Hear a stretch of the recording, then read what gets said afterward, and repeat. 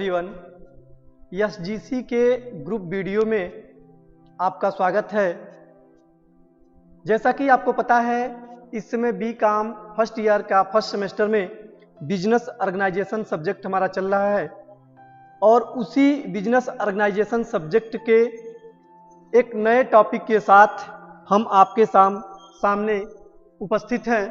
तो आज का जो टॉपिक है वह है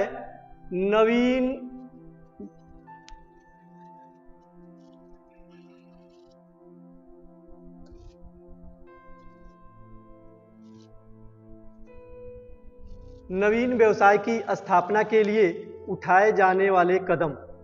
ये आज का टॉपिक है हमारा, नवीन व्यवसाय की स्थापना के लिए उठाए जाने वाले कदम। Steps for establishing a new business and main consideration.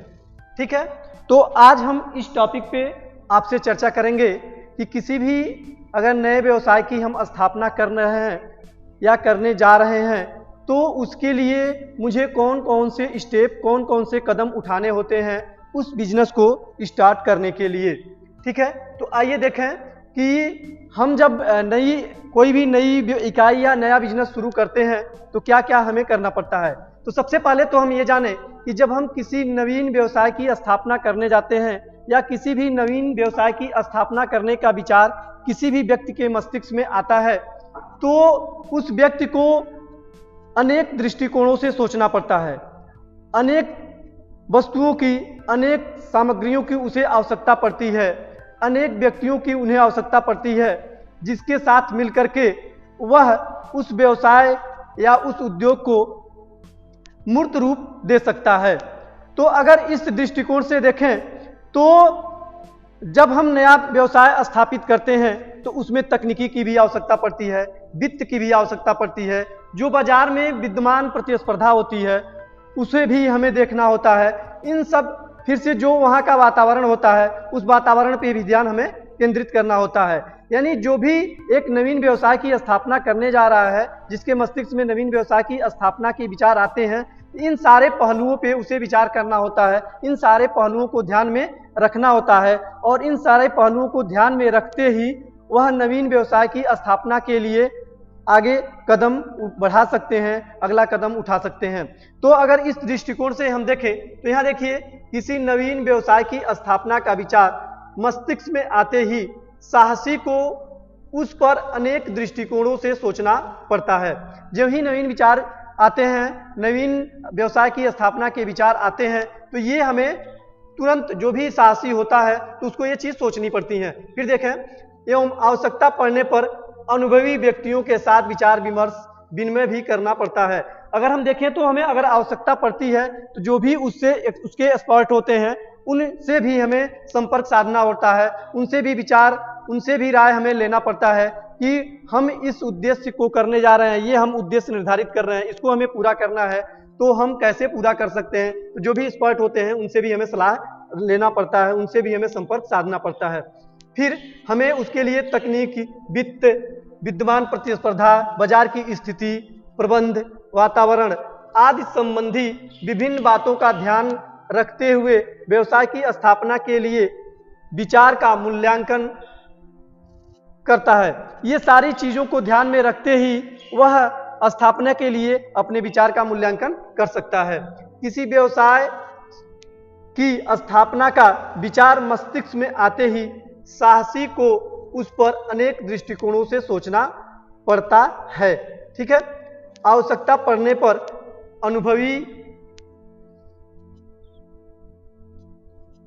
ये देखिए रिपीट हो गया है। ठीक है, तो उसे सोचना पड़ता है। तो जब ये सारे चीजों पे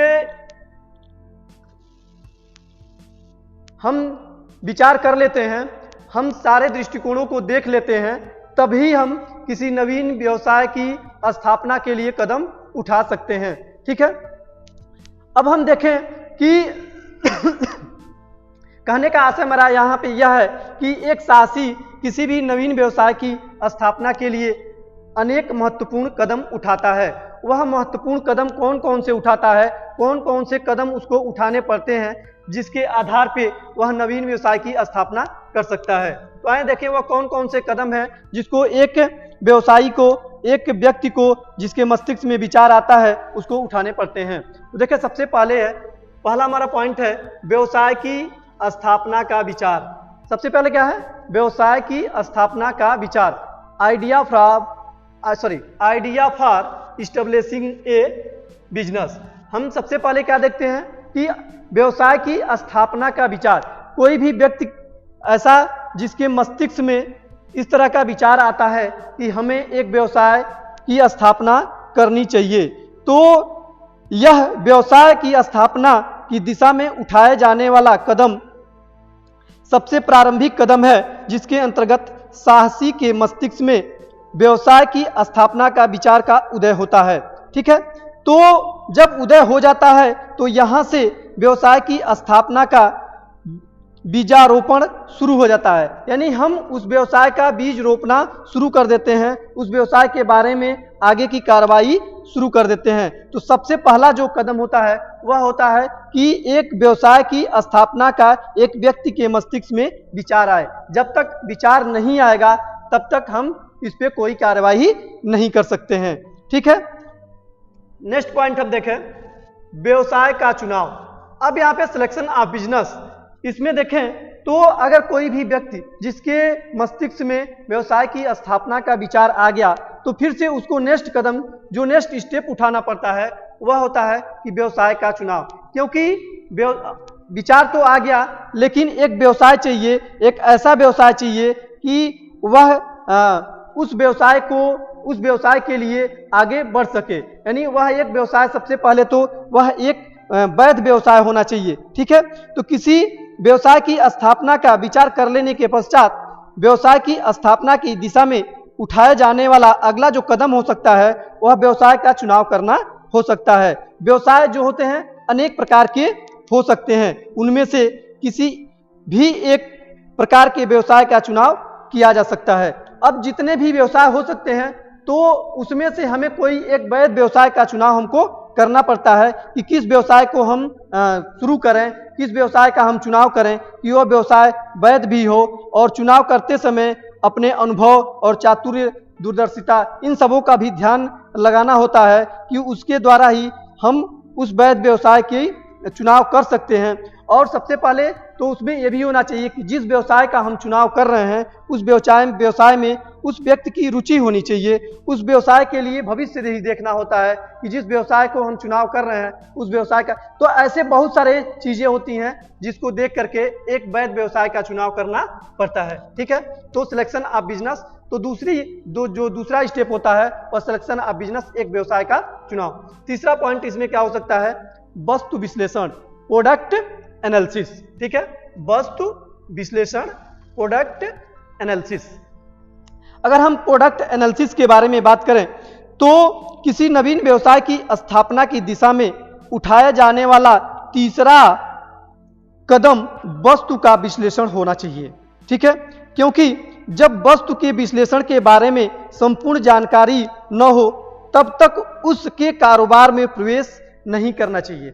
क्योंकि जब तक उस वस्तु के बारे में हम संपूर्ण जानकारी नहीं रखेंगे और उस कारोबार में हम प्रवेश कर लेंगे तो निश्चित ही उस कारोबार में हम सफलता नहीं प्राप्त कर सकते हैं। इसलिए वस्तु कहाँ से प्राप्त होगी, कौन उस वस्तु का उपयोग करेगा, उस वस्तु का क्षेत्र क्या होगा, उस वस्तु के विशेष विभिन्न उपयोग कौन कौन से संभव हो सकते हैं, इन सारी बातों पे ध्यान में रखते हुए, इन सारी चीज़ों को ध्यान में रखते ही इन वस्तु के बारे में ये सारा एनालिसिस करने के बाद ही हम अगला कोई कदम उठा सकते हैं। तो इसलिए वस्तु का विश्लेषण भी करना बहुत महत्वपूर्ण होता है।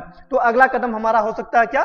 वस्तु विश्लेषण। ठीक है, नेक्स्ट जो हमारा कदम हो सकता है वो क्या हो सकता है? तो ये देखिए, हो सकता है व्यवसायिक अवसर हेतु प्रारंभिक अनुसंधान, primary investigation of A business opportunity. ठीक है, तो अगला कदम ये हमारा हो सकता है कि जो भी हमारे व्यवसायिक अवसर हैं उस हेतु प्रारंभिक अनुसंधान, जो भी हम व्यवसाय का चुनाव कर रहे हैं उसके लिए जो भी हमें अवसर दिखाई दे रहे हैं, ठीक है, तो उसके लिए सबसे पहले प्रारंभिक अनुसंधान, कि प्रारंभिक अनुसंधान उस संबंध में इन्वेस्टिगेशन करना हमें कि प्रारंभिक अनुसंधान से यहाँ पे हमारा आशय क्या हो सकता है। तो प्रारंभिक अनुसंधान से हमारा आशय वर्तमान व्यवसाय संबंधी उपलब्ध सुविधाओं तथा सुअवसरों की खोज से है।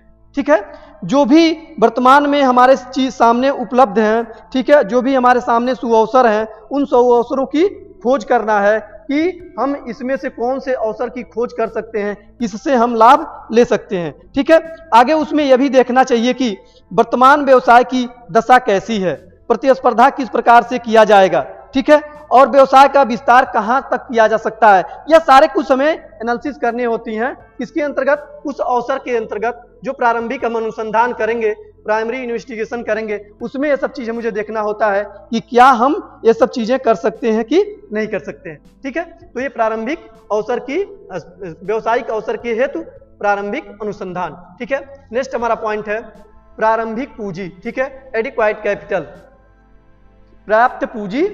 ये क्या है हमारा? पर्याप्त पूंजी, एडिक्वाइट कैपिटल। ठीक है, अब एडिक्वाइट कैपिटल में आप जानते हैं कि जब हम किसी भी व्यवसाय की स्थापना के बारे में सोचते हैं तो जो कैपिटल होता है उसके लिए सबसे महत्वपूर्ण होता है, क्योंकि अगर कहा जाए तो द्रव्य ही क्या होती है, किसी भी व्यवसाय की धुरी होती है।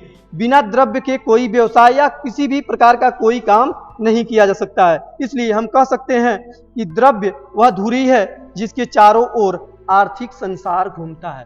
यह हम कह सकते हैं कि नहीं कह सकते हैं कि द्रव्य वह धुरी है जिसके चारों ओर आर्थिक संसार घूमता है। इसके बिना किसी भी व्यवसाय की स्थापना नहीं की जा सकती है। अगर हमारे पास द्रव्य नहीं है, हमारे पास पूंजी नहीं है, तो हम किसी भी व्यवसाय की स्थापना नहीं कर सकते हैं। इस प्रकार हम कह सकते हैं कि किसी भी व्यवसाय में प्रवेश करने से पूर्व यह अनुमान लगाना जरूरी होता है, यह अनुमान जरूर लगा लेना चाहिए कि उस व्यवसाय के लिए कितनी पूंजी की आवश्यकता है, कितनी पूंजी से उस व्यवसाय को चलाया जा सकता है। क्या हम उस व्यवसाय को शुरू करने जा रहे हैं तो उतनी पूंजी की व्यवस्था कर सकते हैं कि नहीं कर सकते हैं। तो ये पर्याप्त पूंजी, ठीक है, एडिक्वाइट कैपिटल, इसके संबंध में भी अगला कदम हमारा होता है यह देखना कि क्या पर्याप्त पूंजी हमारे पास हो सकती है कि नहीं हो सकती है। ठीक है, नेक्स्ट पॉइंट है स्थान तथा उसका चुनाव। ठीक है, सिलेक्शन ऑफ साइट और लोकेलिटी। ठीक है, स्थान तथा उसका चुनाव, यानी हम जिस व्यवसाय के बारे में सोच रहे हैं तो उसके लिए हम स्थान कौन सा निर्धारण कर रहे हैं, किस स्थान पे हम व्यवसाय को लगाएंगे।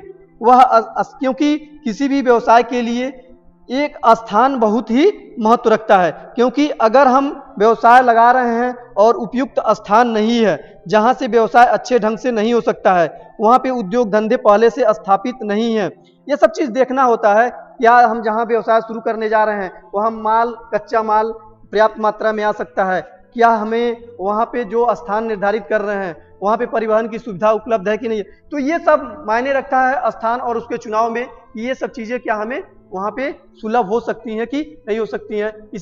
इस प्रकार स्थान और उसका चुनाव भी बेहतर ढंग से उसको करना होता है। ठीक है, नेक्स्ट हमारा टॉपिक, नेक्स्ट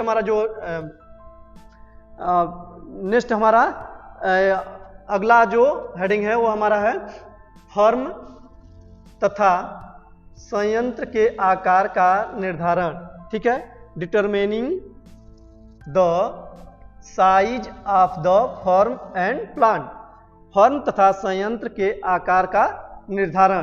ठीक है, तो अब इसके बाद जब हम स्थान का निर्धारण कर लेते हैं, उसका चुनाव कर लेते हैं, तो ये भी देखना होता है कि जो भी हम फर्म लगाने जा रहे हैं, जो भी हम व्यवसाय शुरू करने जा रहे हैं, तो उस व्यवसाय के लिए जो भी हमारा है संयंत्र और उसका आकार, किस आकार में हम फर्म लगाएंगे, उसमें जो संयंत्र होंगे वह किस आकार के होंगे, क्योंकि जिस आकार का हम फर्म का निर्धारण करेंगे उसी आकार के मुझे फिर से संयंत्र का भी निर्धारण करना होगा। इस प्रकार हम कह सकते हैं कि व्यावसायिक फर्म तथा संयंत्र में आकार का निर्धारण किया जाना व्यवसायिक उपक्रम की शारीरिक संरचना का प्रमुख भाग है।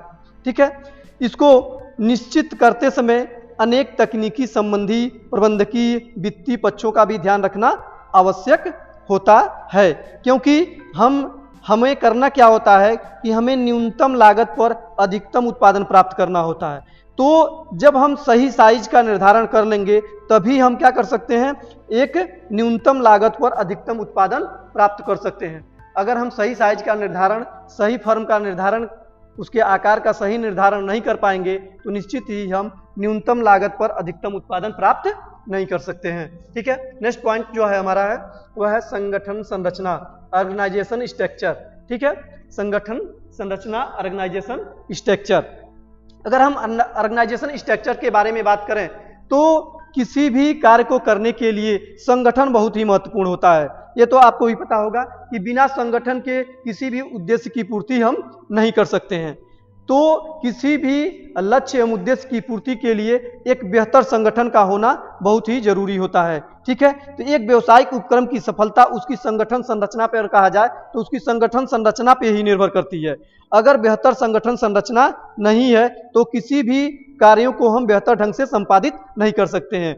अगर उस व्यवसाय के पास अगर बेहतर संगठन संरचना है तो जितने भी कार्य होंगे उन कार्यों को हम विशिष्ट भागों में बांट देंगे और बांट करके आसानी से हम उन सभी कार्यों को करा सकते हैं। ठीक है, तो इसलिए किसी भी व्यवसाय को चलाने के लिए एक बेहतर संगठन संरचना होना आवश्यक है।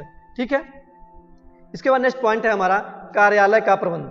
ठीक है, ऑफिस मैनेजमेंट। अब ऑफिस मैनेजमेंट के बारे में अगर हम बात करें तो आप जानते हैं कि प्रत्येक व्यवसाय भवन में एक कार्यालय होना आवश्यक होता है, क्योंकि जो भी हमारा व्यवसाय है तो उसमें जब तक कार्यालय नहीं रहेगा कि जहां से हम उसका दिशा निर्देश दे सकें, जहां से उसको हम निश्चय बेहतर ढंग से संचालित करा सकें, तो इसके लिए एक कार्यालय की जरूरत होती है जहां से सारी मॉनिटरिंग करना आवश्यक होता है। ठीक है, क्योंकि जब तक एक बेहतर कार्यालय का स्टाफ नहीं रहेगा तो निश्चित ही हम जो भी व्यवसाय है उस पर आवश्यक जो नियंत्रण होता है उस नियंत्रण को सुचारू रूप से नहीं चला सकते हैं। ठीक है, तो इस कंडीशन में व्यवसाय का प्रबंध सुगम तथा स्वचालित होना चाहिए, जैसे पूछताछ विभाग, अकाउंटेंट विभाग, आदेश पत्र, तो ये सारे पैकेजिंग विभाग, रिकॉर्डिंग विभाग, ये सारे विभाग होने चाहिए। और इसके जोड़ने के लिए क्या होता है, हमारा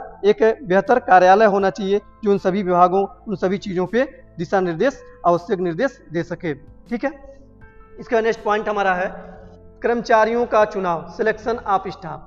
अब तो आप जानते ही हैं कि हम कितना ही भी बड़ा बिजनेस स्टार्ट कर लें, कितना ही भी पूंजी का प्रबंध कर लें, कितना ही भी हम बेहतर स्थान का चुनाव कर लें, लेकिन सबसे बड़ा काम जो होता है वह होता है कर्मचारियों का चुनाव, सिलेक्शन ऑफ स्टाफ। क्योंकि सारा काम तो हमारा स्टाफ पे ही निर्भर होता है। अगर बेहतर कर्मचारी नहीं है, बेहतर कर्मचारियों का चुनाव हम नहीं कर पाते हैं तो निश्चित ही हम जिस व्यवसाय की स्थापना के बारे में सोच रहे हैं वह व्यवसाय अपना मूर्त रूप बेहतर ढंग से नहीं ले सकता है, बेहतर ढंग से वो व्यवसाय नहीं चल सकता है। इसलिए व्यवसाय की प्रगति के लिए योग्य कर्मचारियों का चुनाव करना अत्यंत आवश्यक है।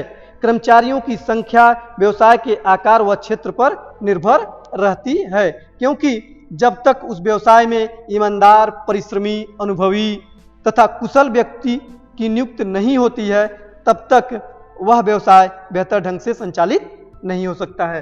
ठीक है, अब देखिए आगे नेक्स्ट जो पॉइंट है हमारा वह है उत्पादन अथवा क्रय विक्रय संबंधी व्यावसायिक नीति। उत्पादन अथवा क्रय विक्रय संबंधी व्यावसायिक नीति, manufacturing or buying and selling business policy. ठीक है, उत्पादन अथवा क्रय विक्रय संबंधी व्यावसायिक नीति। अब जैसे हमने सब कुछ कर लिया, उसके बाद मुझे प्रोडक्शन करना है। ठीक है, उस प्रोडक्शन को हमें क्या करना है, सेल करना है। ठीक है, तो क्रय करना है, कच्चे माल की अगर क्रय करना है, जो हमारा प्रोडक्ट है, जो हमारा उत्पाद हो गया उसको विक्रय करना है, तो इसके लिए भी एक व्यावसायिक नीति हमें बनाने की आवश्यकता पड़ती है। क्योंकि जब तक हमारे पास व्यावसायिक नीति नहीं है तब तक निश्चित ही हम उत्पादन और जो उत्पादित वस्तु है उसका क्रय विक्रय करने के लिए बेहतर कंडीशन में नहीं रहेंगे। तो ये भी हमें बनाना जरूरी होता है, जो हमारा प्रोडक्शन हुआ, ठीक है, जो भी मैन्युफैक्चरिंग हुआ उसकी बाइंग सेलिंग के लिए हमें एक व्यावसायिक नीति का निर्धारण करना। ठीक है, नेक्स्ट पॉइंट जो है हमारा है आवश्यक माल का संग्रह। ठीक है, कलेक्शन ऑफ नेसेसरी मटेरियल। ठीक है, अब किसी भी व्यवसाय को चलाने के लिए आप जानते होंगे कि कुछ ऐसे नेसेसरी ठीक है, कुछ ऐसे आवश्यक माल होते हैं जिनका मुझे संग्रह करना पड़ता है। ठीक है, तो उस संग्रह के लिए भी मुझे पर्याप्त व्यवस्था करनी पड़ती है कि आवश्यक जो माल है, क्योंकि उसकी आवश्यकता हमेशा पड़ती है। तो अगर उन चीज़ों का हम संग्रह नहीं करेंगे तो अचानक अगर ज़रूरत पड़ गई तो तत्काल नहीं मिल सकती है, जिससे हमारा उत्पादन प्रभावित हो सकता है। इसलिए आवश्यक माल का संग्रह से जो भी हमारा आशय है यहाँ पे व्यवसाय में काम आने वाली आवश्यक सामग्री से है। ठीक है, उस सामग्री को हमें एकत्रित करने के लिए, उसको एक बेहतर जगह रखने के लिए भी हमें व्यवस्था करनी होती है कि हम आवश्यक माल का संग्रह कर लें। ठीक है, फिर से नेक्स्ट है राजकीय नीति, गवर्नमेंट पॉलिसी। गवर्नमेंट पॉलिसी के बारे में आप जानते ही हैं कि बाजार को सुव्यवस्थित करने तथा उसकी प्रगति में संभव बाधाओं का निवारण करने के लिए व्यवसाय को प्रारंभ करने से पूर्व भी सरकारी जो भी सरकार की हमारी नीतियां होती हैं, तो उन नीतियों का भी मुझे अध्ययन करने की जरूरत होती है। क्योंकि सरकार, हम देखते हैं कि जो भी सरकारों का, आप देखते हैं कि सरकारों का परिवर्तन होते जाता है, तो जो भी हमारी गवर्नमेंट आती है, उन गवर्नमेंट की पॉलिसी प्रत्येक व्यवसाय के लिए या प्रत्येक उद्योग के लिए आप देखेंगे तो हमेशा परिवर्तित होती रहती है, चेंज होती रहती है। तो जो भी हमारी गवर्नमेंट की पॉलिसी है, जो भी हमारी सरकारी नीति है, उसका भी अध्ययन करने की आवश्यकता होती है। ठीक है, फिर से है लाइसेंस प्राप्त करना, टू ऑब्टेन लाइसेंस। अब देखें तो लास्ट में हम जिस व्यवसाय को स्थापित करने जा रहे हैं, तो पहले जानते थे कि कोई भी व्यवसाय हम स्थापित कर देते थे, कोई लाइसेंस वगैरह की जरूरत नहीं पड़ती थी। लेकिन जैसे जैसे गवर्नमेंट सक्रिय हुई और वैसे वैसे क्या है कि लाइसेंस प्राप्त करने के लिए उसमें काफ़ी हस्तक्षेप व्यवसाय राज्य सरकार और केंद्र सरकार के द्वारा किया जाने लगा। ठीक है, तो हमें प्रत्येक व्यवसाय को चलाने के लिए लाइसेंस प्राप्त करना क्या हो गया, कंपलसरी हो गया है करीब करीब, और बिना लाइसेंस के हम कोई व्यवसाय नहीं कर सकते हैं। तो इसलिए जिस व्यवसाय को हम स्थापित करने जा रहे हैं, जिस व्यवसाय के बारे में हम सोच रहे हैं, उस व्यवसाय के लिए लाइसेंस प्राप्त करने के लिए कौन कौन सी कार्यवाही है और उस कार्यवाही को करते हुए आवश्यक लाइसेंस को प्राप्त करना। तो इस प्रकार से अगर हम देखें तो जो भी एक व्यक्ति होता है जो किसी एक नवीन व्यवसाय की स्थापना करना चाहता है, और उस नवीन व्यवसाय की स्थापना करने के लिए उसे कौन कौन से कदम उठाने पड़ते हैं, जिस कदम को उठाते हुए एक नवीन व्यवसाय की स्थापना कर सकता है। तो ये जो भी हमारे थे, ये हमारे कदम थे जिसको एक व्यवसायी को, एक व्यक्ति को उठाने होते हैं, जो इन कदमों को उठाते हुए नवीन व्यवसाय की स्थापना कर सकता है। ठीक है, तो आज के वीडियो में बस इतना ही। फिर से नेक्स्ट टॉपिक के साथ हमें नेक्स्ट टाइम मिलते हैं। Thank you.